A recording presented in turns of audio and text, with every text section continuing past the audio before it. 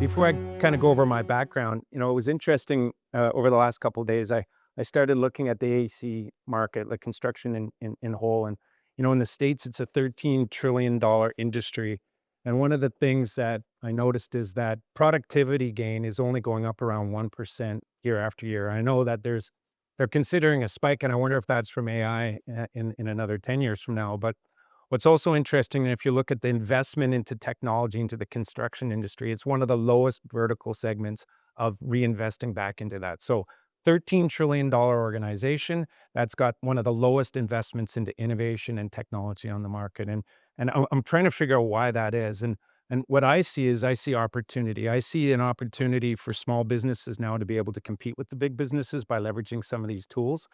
So today, as we go through this, the whole goal is to make it so people aren't fearful of AI. You don't have to be a PhD. You don't have to be a rocket scientist. These tools are really easy. And on the media, all we do is talk about how you're going to have job loss, how this stuff's complicated. We're only seeing like the Elon Musks and stuff. And really, these tools are the easiest tools that have ever really been introduced into my whole career in this industry. So just kind of wanted to get a show of hands. Like, anyone not using AI at all right now? I know, Bradley, you're not, right?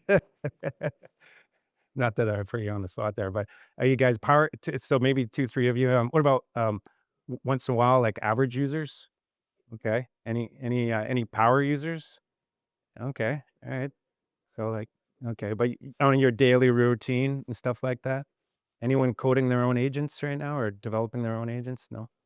Okay. Well, as Bradley said, my name is Cade. Um, I am a bit of a nerd. Going back to my in the late '70s, my we were at Lougheed Mall and at Caroline Music, the piano sales place. There was a Vic 20 in the window, and my mom said, "We're getting you a computer," and it was a Vic 20. And my first computer class was in the piano lesson back end room. And so, as I evolved through that, and when I was going to SFU, and another dating my age, I dropped out of SFU to take computer programming.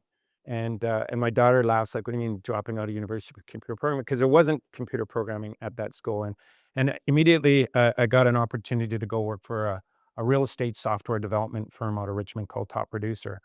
Over the last 30 years, my career has grown, and I've been lucky enough to work for some of the biggest tech companies in the world.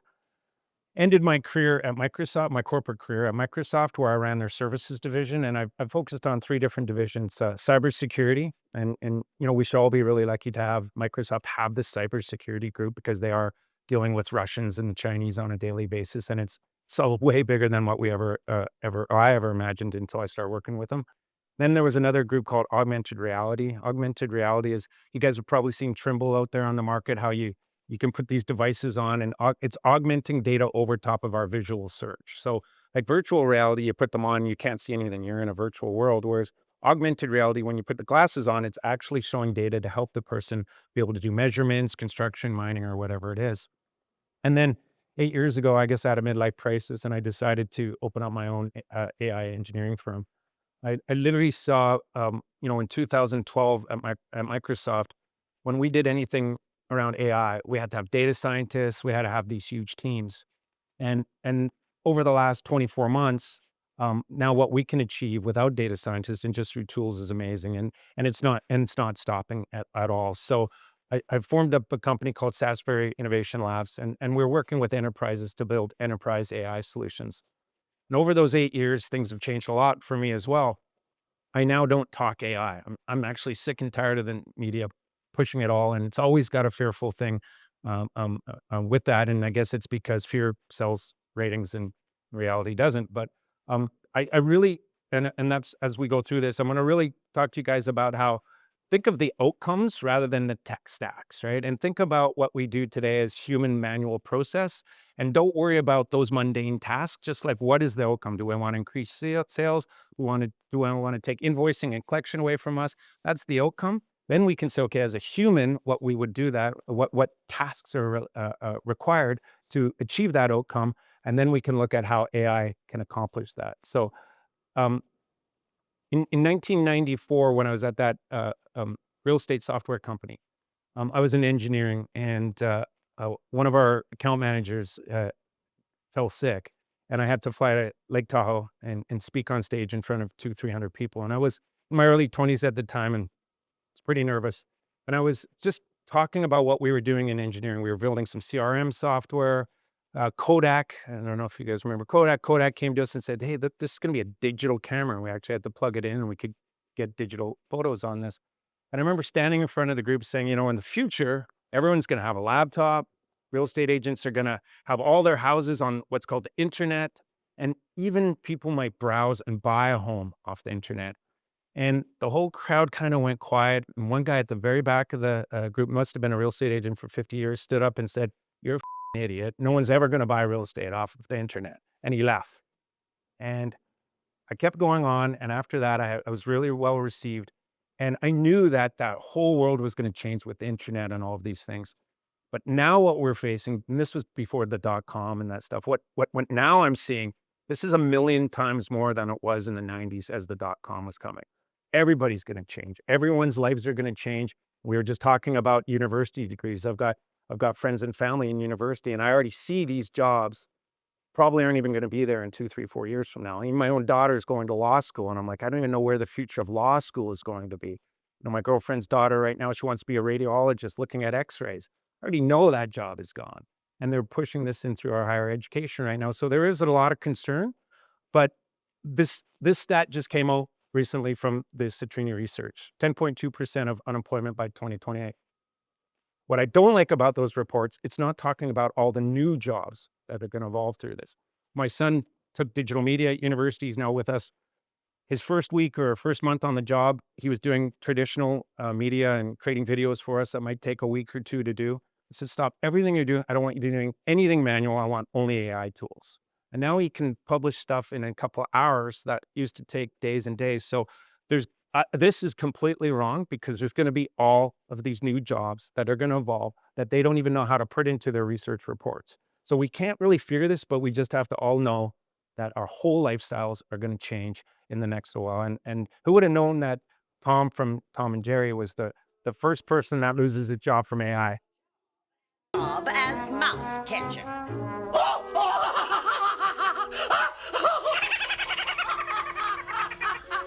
Are you through laughing, Tom? Then watch this.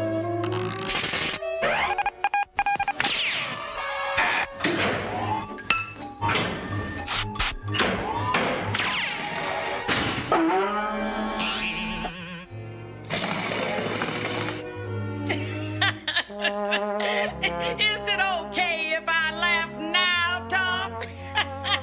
But that's how it is, Tom. Progress, the machine age, and stuff like that. But don't worry. Maybe you can find an old-fashioned house that needs an old-fashioned cat. So yeah, Tom lost his first job from AI, right? But talking to Bradley earlier this week, I said, what are some of the things we think we'd want to hear? So we're going to talk about some of the biggest opportunities that are emerging. Where I focus my team with my engineering team is they build the agents, but I'm literally talking to CEOs on every project. So I don't like to even mention the word AI, because there are people out there still that don't believe in it, that don't believe that this is going to change the world. So we're really talking, as I mentioned earlier, the outcome. What do we want to achieve? What keeps the CEOs up? I'm at that stage now, and I can walk away from some projects if I don't see the CEO um, transforming his whole way of thinking and adopting and actually learning this. If a CEO is not on board, I typically just say, "I'm sorry, I can't work with you at this point." And so we're going to talk about the new leadership skills that we all have to learn, and we have to go through, and then hiring trends. What are we going to be hiring? How are we going to be replacing those job losses with new people, and what kind of people are we going to look for? And then finally, we'll end it with how we can do this without anxiety, how we can do it in baby steps, and how Bradley can maybe even get some sort of AI in his device to do his PowerPoint for him in the future. So agentic AI, I don't know if you guys have heard that term, and you'll see agents. Everyone's going to be mentioning agents, right? Um, one of our customers, he's actually in China, and he stopped using agentic AI. He just calls it AI, and he just calls it tech now. And they are quite a bit further ahead of us in adoption out in Asia than they are in Canada. In fact, I was expecting a spike of more projects for our company at the beginning of last year. And I'm thinking we're still probably 2 years behind on what's happening in Asia. and we're behind maybe around 6 to 12 months what's happening in the US. And we're behind quite a bit further behind in Europe, and then India, and then Asia. And Asia is really doing some amazing things. I was mentioning that Singapore last month just put around 3,000 kiosks around their city.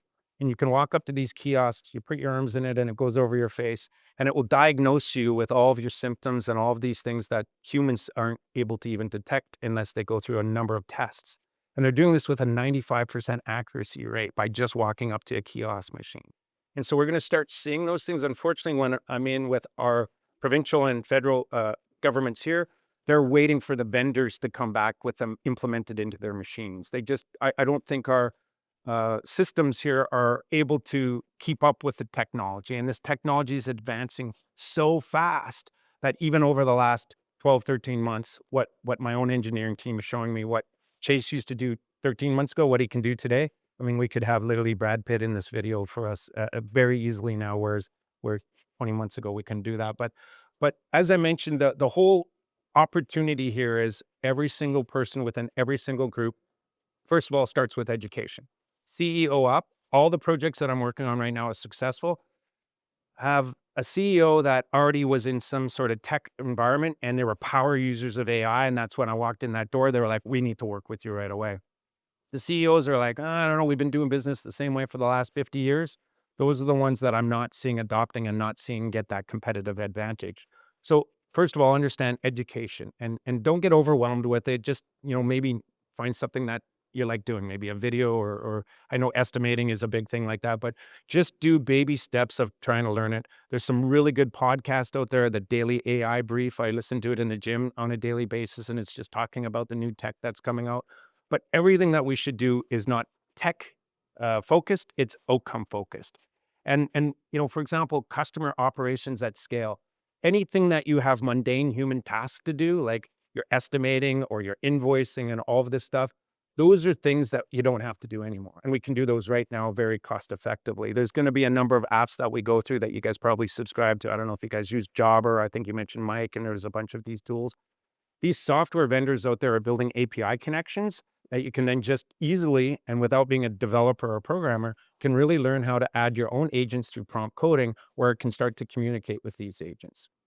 And in a multi-agent environment, say if you got one for QuickBooks Online, you got one for Jobber, you got one for your Office 365, all these agents start to learn to be able to communicate with each other, and they're at that level of sophistication where that they know what the other ones are doing.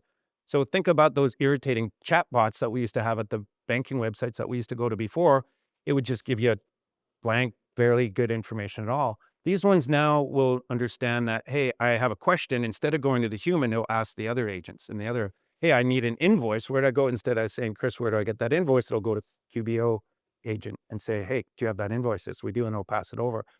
The one thing I do encourage everyone to do as you start experimenting with AI is something that's called human in the loop. So don't just think we're going to trigger this up and now you've got a whole fleet of admin team that's doing all of your work for you.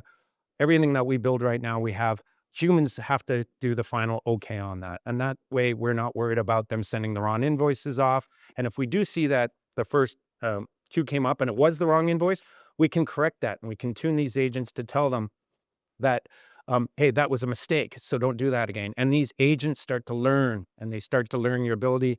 And as I mentioned to Bradley, he was saying, well, which agent should I first subscribe to? And I asked him, well, what do you use on a daily basis? And he happens to use Office 365. So if you haven't done anything yet and your organization or your own business is doing G Suite, look at Gemini. If you're using Microsoft Office products, look at Copilot. If you're looking at a mixture of products, look at GPT. But don't overthink it. Just kind of subscribe to the one that fits into your ecosystem that works best. And then start looking on how I can manage all my revenue producing agents, where I'm going to have a marketing team going for me, a sales team going for me. And again, this multi-agent comes up. It's not really as scary as what the media makes it out to be. It's just that all these agents reach out to each other instead of going to the human. And then when they can't get that answer, then they'll come back to the human. So give you an example of what Home Depot's done. So I don't know if you guys are Blue Ocean Construction around town here. Mike Marakian was the founder. They're a high-end house builder.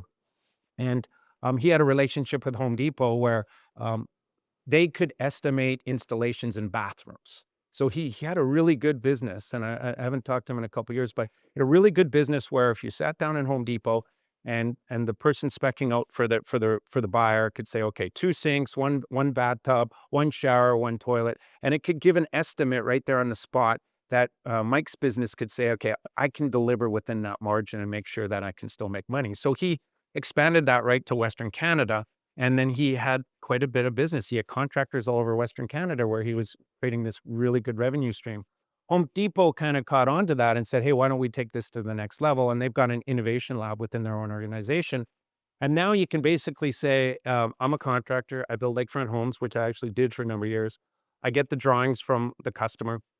I can just plug it into my Copilot, which connects to the Home Depot's API, their agentic system, and it immediately in seconds prices out how many 2x4s, all the materials lists with all the pricing, and then I can apply my discounts if I've got a contractor's discount with Home Depot. And you're going to see every business out there, whether you're a small distributor or a big one or global, everybody's going to be adding their own agentic AIs that everyone else can connect theirs to be able to do the mundane tasks that used to take us forever to do. So I'll pause right there, see if you guys wanted any Q&A before I kind of jumped into the next category. So where is agentic AI creating real value for, and sorry, I based this off of small insulator contractors the other day, but um, office work runs itself. Uh, you can now very easily, through some very easy education and training, build out these tools to be able to handle all of your admin stuff. And that's going to segue into the future hiring. My bookkeeper, she's been with us for 8 years. She's in her late 60s. She might not be the person that's going to be able to operate all these AI tools that my engineering team's going to be implementing. But some of the newer, younger kids that are coming out of school, they're more into being able to monitor. So I really see that the future office admin or the office worker, he or she is just basically looking at a control panel of having all the agents handling sales, marketing, invoicing, and just making sure everything's working. It's literally, like I said, the future doctors are going to be like Captain Kirk at the helm, where it's just looking at all the screens, making sure everything is operating and going successful. But everything you see on here, these are mundane human tasks. Customer communication. Somebody mentioned to me out there today that they've been getting cold called from what they think is an AI agent. Most likely it is, because it's the same consistent message over and over and over again.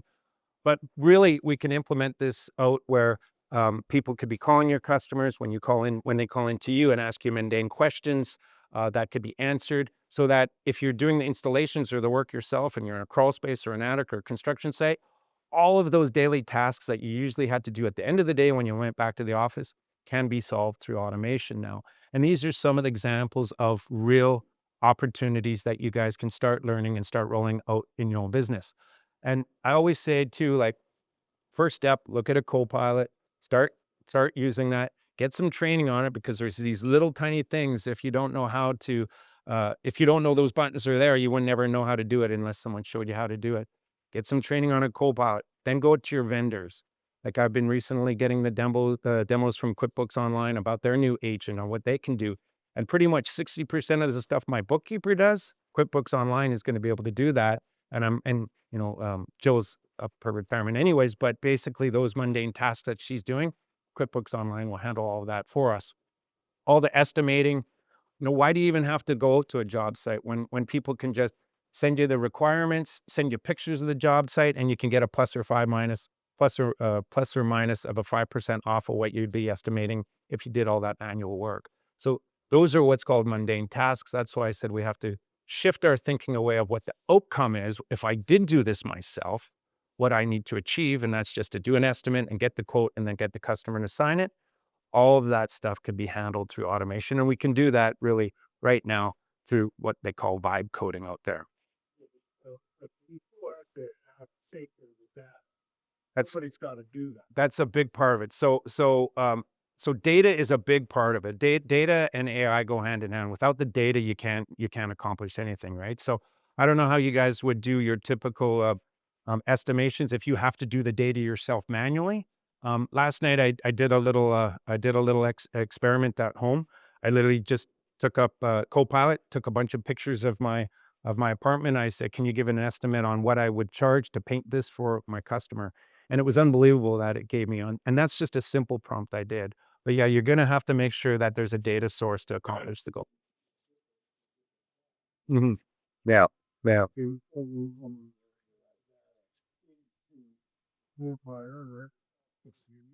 E exactly. This particular example here, that gentleman, all he did was take the drawings and put that into that, but the drawings were physical paper. He scanned it and uploaded into the Copilot to put that materials list together. So you're absolutely right. It's not a labor component. No, no. What other things we can do here? So, crew scheduling, I think that's you're going to see more and more of the tools you're already using. So, look at Copilot and then look at your existing vendors of your software suppliers. They're going to be able to start enhancing and changing these tools. And then the distributors, they're going to be open up their APIs into their backend systems too, and they're all going to be able to work together. But you're right, we're going to have how do we get that data from somewhere? Typically, I would understand, and I don't know what role you're in, but typically, if someone's coming to me on bidding for me to build them a use case, they're giving me that use case in detail already, and on the RFPs have a lot of that data. I then put that RFP or that data into my Copilot. It spins out a version 1. I would never expect version 1 today to just go directly to my customers. That's going back to that human in the loop. But I am seeing that probably 60% of my time that would have started that RFP response has now been solved in a couple of seconds. And so now I'm going right into version 2, and then hopefully I get that up to the customer quite a bit afterwards. The entire journey that you guys are gonna go on has to have education, okay? Um, I myself, I'm building out a sales team for Sasbury. Our dream is to have 10, what we're calling salespeople working 24 by 7, doing cold outreach from email, going through LinkedIn, making communication, dialing cold calls that are just cold calls, trying to get some action going. Right now, we're doing it manually, and within the next 3 months, we have it. So once it's replicated, we want to have this team going 24 hours a day, and we're expanding to US and we're going after some of the markets down there. But I wouldn't be able to, even for me starting up the recent cold outreach, just to send mass emails off to the market share, there was 4 different products. There was something called Instantly. Instantly is the cold email program that's going to start sending off emails without getting my company blacklisted. I needed to get the contacts. So there was a program called Seamless AI. I use Seamless AI where I can now say, okay, I'm looking for companies between 200 and 1,000 employees. Revenues are hard to find still because the private companies don't disclose that. But Seamless gets me the contacts, instantly sends the cold outreach out. As soon as someone looks at an email or responds to an email, then it goes to my closed CRM application, and then it pops into my calendar, and then I'm talking to people. And right now we're doing A/B testing on that. Once we master that, then we want to replicate it and have 10 of these going 24 hours a day with 7 days a week. Sorry, pardon me? What's your over? My open rate, that's another thing, right? So, we could send, 20,000 emails out and we have like a 1%, but tweaking those emails every single so we don't send 20,000 of the same one. We're now doing like increments of 100, 100, 100 to see what that open rate is. And right now we've gotten it up to 7%, which is really good. You're at 10.5? That's fantastic. So your message is complete. Right now, we're around 7.5. So you're doing better than us. And right now we've shifted everything into just more facts, meaning that one of the projects we worked on, we took analyst's time from 6 weeks worth of work down to 4 days. So it's literally like analyst does, it was just pure numbers and then chaotic chat. And that seems to be triggering us the best open rate right now. But 3.5% is considered good in the marketing world. Absolutely. Yeah. Yeah. And he's at, I mean, yeah, I don't know. 3 years. yeah. Yeah. Um, regarding how that cool. So, are you adding on a human factor to that cool email? Like, are you having like So, a phone prop where you're like putting out a mass like your phone? so right now it's all humans doing this, right? And so we've done the workflow. We've chosen the tools, and right now it's all humans. So it's myself, Chase, and then we've got we've got a mentor, one of the founders of Napster is working with us right now. He says, we need to completely master this, what humans would do. Once we succeed with that, then we automate it. So right now it's all human processed, other than the tools I mentioned, Seamless, Instantly, and Close being the apps we're using. So going back to the education, right? Like everybody should be instructed how to use them. Even with me setting up these apps, I found it time consuming and it was taking me a long time and I was getting overwhelmed. Meanwhile, I'm trying to collect invoices. I'm trying to do my sales that I have from my existing clientele. Chase is doing content creation and stuff like that. So we did bring in another human person into our team to help us with all of that. And I've actually, for example, on that Instantly AI that literally is going to be sending 20,000 emails out a month. Um, I paid, they had a service for $2,000 a month. They'll set all that up for me. So there are certain situations where it's just easier for me to have people that know how to do this. And then my own team is part of their team. So we're going to learn that over time. So education is incredibly important because I even found myself 3 months ago completely overwhelmed when my board member was saying, "Hey, just do this," and I spent like 40 hours trying to figure these tools out. So education is definitely part of it. Instruction and prompt texting, you've probably done a lot of that through your A/B testing that you'd mentioned. So learn how to do prompt texting. Prompt texting is the more detail you put into your Copilot or your ChatGPT, the more better results you're going to get back, right? And then even with GPT, how do you then, once you master that, how do you go out and then start creating your own agentic tools that may be able to talk to these other things? But as I get into this in a little bit more, the quicker, sorry, the easier it is, and the more you've learned how to do it, the better you're going to be off down the road. But one baby step at a time, just one baby step at a time. Well, so the gentleman over there was doing what he called A/B testing, right? You can't just like if I asked Copilot to print my message out, it won't work. What we're trying to simulate is the things that do work when I am with the CEO one on one. So we our first blast, we got no responses. I don't even think people were even looking at it. So it was less than 1%. So it's very important that each message is customized based on what the humans to humans are seeing resonate. And I don't know if I'm describing that properly, but if we sent off 3,000 emails, each 3,000 emails and each 1,000 having a different message, you may have 0 people look at that one because it didn't take what's in his mind of his business with his customers. So the human part is really being the creative part to making sure that messaging is being relayed correctly and what resonates with the people that you are having face-to-face time with your customers are, if that makes sense. But there's going to be less human in that face time. But the goal is that you hopefully will increase and grow your revenues. How to move forward with confidence? As I said, to try to do this all in one time, everyone's going to get anxiety over that and they're going to get overwhelmed. Start with just like even big corporations are just now researching or adding subscriptions to Copilot or Gemini. Start with just that. Learn that. Maybe do some daily briefs. There's a great AI community in Vancouver led by a gentleman named Chris Krug. They meet every 2 weeks. First of all, they got WhatsApp groups that they're talking all the time. There's beginners, intermediate, advanced, different forum groups. And it's just basically people supporting each other how to learn that. They've got meetups downtown. So I say to get involved and do that and just do one thing at a time. If you try to do more than one, you're going to get overwhelmed and you won't succeed. Um, what are some of the other things I have here? We really need to see this as a leverage over the competition. I know that human nature, I came from, my dad was VP of sales for more business firms that are not even around anymore. He did all of his business on a golf course. Those days are really gone. But back then, his margins were dramatically more than what they are today. So we do have to have the economies of scale where we're selling a lot more to make the type of money that maybe my dad had to sell a lot less for the higher margins.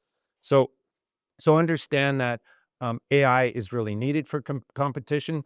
I think in the construction industry that they're quite a bit behind organizations like on the tech world, so that you could gain a competitive advantage.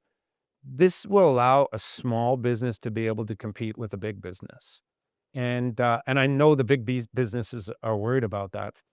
We're working with a privately held private equity group here in Vancouver. I look at them as a huge company. when I'm with their CEO, he doesn't sleep at night because he fears that his business, his dad's business, now he's the CEO, his 40-year-old company. He's worried that this company may not be around in 10 years from now if he doesn't advance it. And he's nervous that his dad's company will be lost. And so he's really pushing us to get creative, but see it as a competition. And the results we just had on a recent exercise we did with them, it was 8 weeks of us not succeeding. And today I just got the phone call that this report that these analysts manually did before, um, finally came back where they're getting something from that. And that literally is taking an 8 week, 6 to 8 week analyst time, a team of analysts time down within 4 days. And the CEO was as excited as I was today to hear that, because he's now seeing, hey, I can compete against the Scotia McLeods. I can compete against the TDs that have these big budgets. So really look in this, and I know that it might be hard for us to kind of embrace it because we've been doing business the same way we have for the last, 20, 30, 40, 50 years. But this is a way where if you really take the baby steps and start to learn it, you can maybe compete against organizations that you wouldn't have ever thought that you could compete with before. This is a company that I've partnered up with. It's actually not a company. It's a lady in town. Her whole life is about on a mission to just help people learn this stuff. It's called AI for Life. Her name's Joy. She's put this thing together. It's like $100 or $200 a year, and it's just a living library of stuff. And there's a community behind that saying, "Hey, I'm a contractor, I'm a dentist, whatever it is. Can we help?" And her dream is to just bring the community together to make the single people be able to be more competitive on world trade and more on revenues. So it's a great tool that you can leverage to start learning that stuff. Like I said, I have to go off memory, but I think it may be even only like $10 a month, and it's just a wealth of knowledge in there. And her whole goal is to just train people to embrace this, to make them see how they can do things differently the way they did before. So look at training for sure. We don't need advanced tech training anymore. We don't need to do what I did in the 90s where I took programming for 2 years. You can literally do prompt training just by even asking itself to teach you. And so they need training in system. Contractors need training in systems, not advanced. Oh, there's a spelling mistake. So that wasn't AI that did that. That was my own spelling mistake there. And don't let, if you are experimenting with something within your organization and it's not working, then just say it's not working, and stop, and stop investing in it and move on to another one. Um, I don't know how many mistakes I've made over the last 8 years of me being an entrepreneur, but I don't look at mistakes as something bad. I look at it as what I'm going to learn from it. Some of the things that you have to be careful around, though, if you're embarking on this, is what you're putting out to the public domain. I'm going to show you in a minute of a couple of apps that we built for some local customers. But if you use GPT, the free version, we were doing a report recently, and it was a competitive analysis on this startup of a software company, and it found a competitor out there in the marketplace and started talking about their revenues. And I was like, wait a minute, how does it know its revenues? This is a private organization. And I started prompting and asking it, is this just public knowledge? Somebody from that organization must have had the free GPT version and ran the financials through it, and now it's on the public domain. So you really do have to understand that if you're doing free AI, nothing's for free, and data's somebody's making money off of your data. So that's why I say pay for a corporate version of that, and understand that if there's any of the free demos or the free apps that you use and you do put your financials in there to help you with your taxes, now that it may be available for everybody in the world to see. So really learn the security and the guardrailing you have to do around your data. And also understand that the answers that it spits out to you may not be right, right? There's hallucinating on these. I'll show you some demos in a second here, how we had to prevent hallucinating because of some power users that were captains of these big vessels around town. And they were really getting dependent on ChatGPT, but ChatGPT just pulls from the public domain. So going back to what you said on that data, when you build your own agentic tools, you guardrail it over to your own data, and you'll actually say to it, if I'm asking it this question, maybe financials or whatever it is, make sure that it's only from the internal data that you're going to answer from this. And that would prevent hallucinating and you guys getting the wrong answers and keeping your data from the public domain being out there. So, oh yeah, one thing I also wanted to mention too about the future of search, like when way marketing used to work before, the yellow pages, someone would look it up, look for an insulator, and then they would go to search engine, Google search, any insulators around Port Moody. The new one is all going to be through this AI. AI search is the big thing. I get calls now from people and I'm like, how did you find out? Oh, I asked Copilot about you and it came out that you're a big Microsoft partner. And the way you guys can start doing that is by your online presence, right?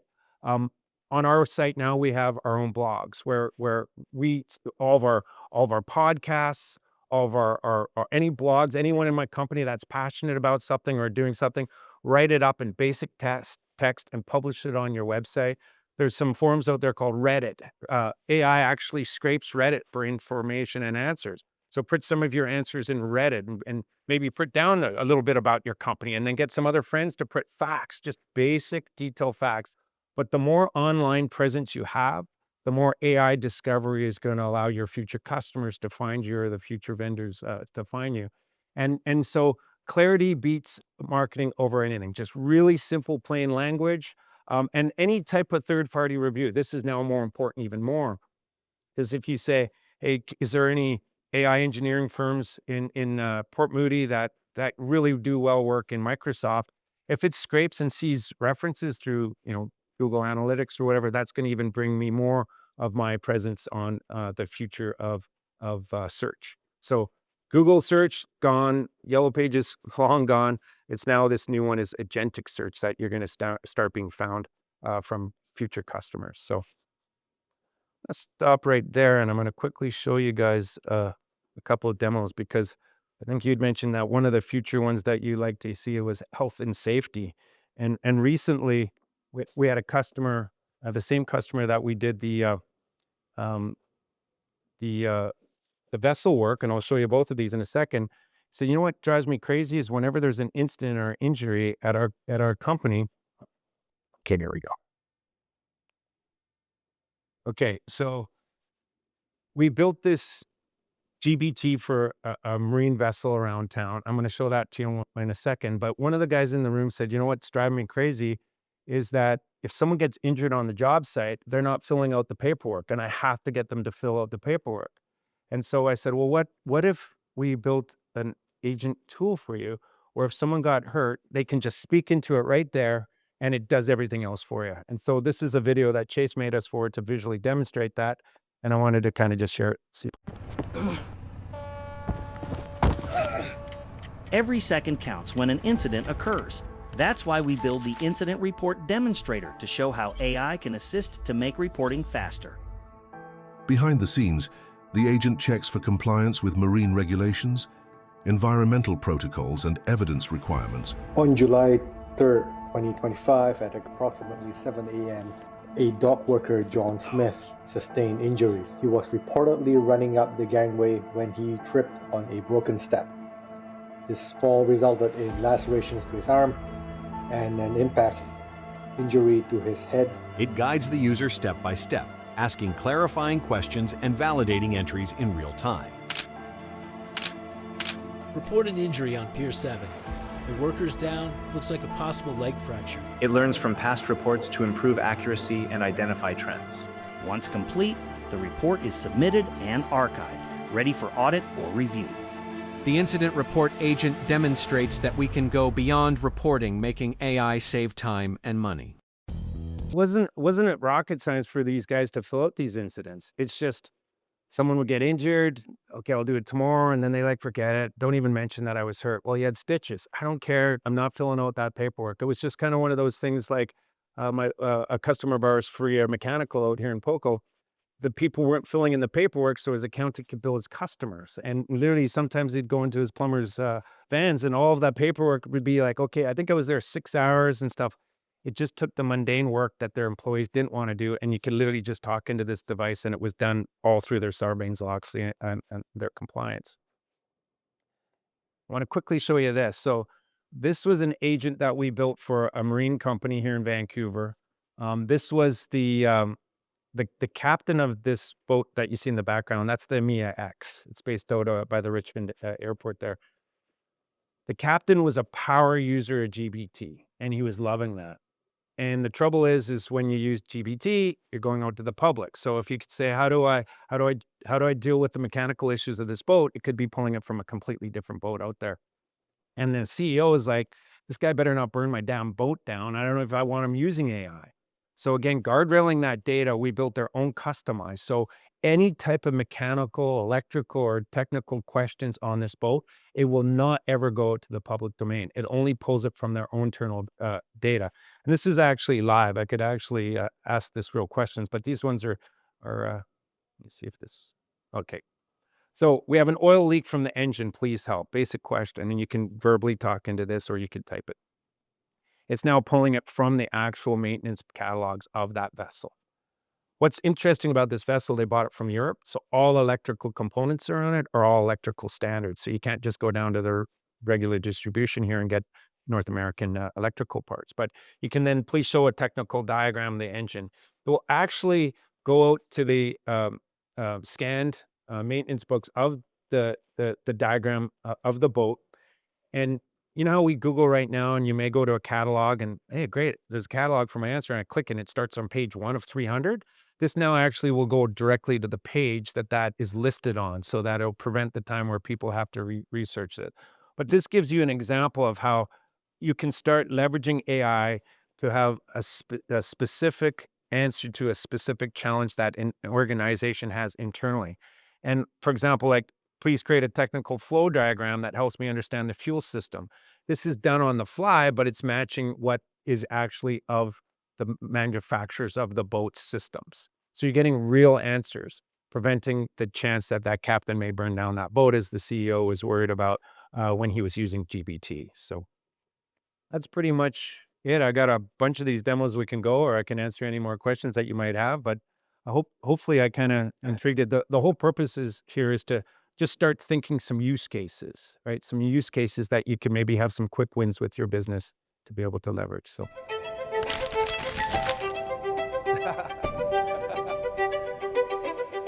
increasing sales, making margins healthy again, reducing your OPEX cost, leveraging your people to be more strategic. AI can do that right now. It just automates the mundane work that they used to have to do manually and does it so that they can be more just strategic focused with your business.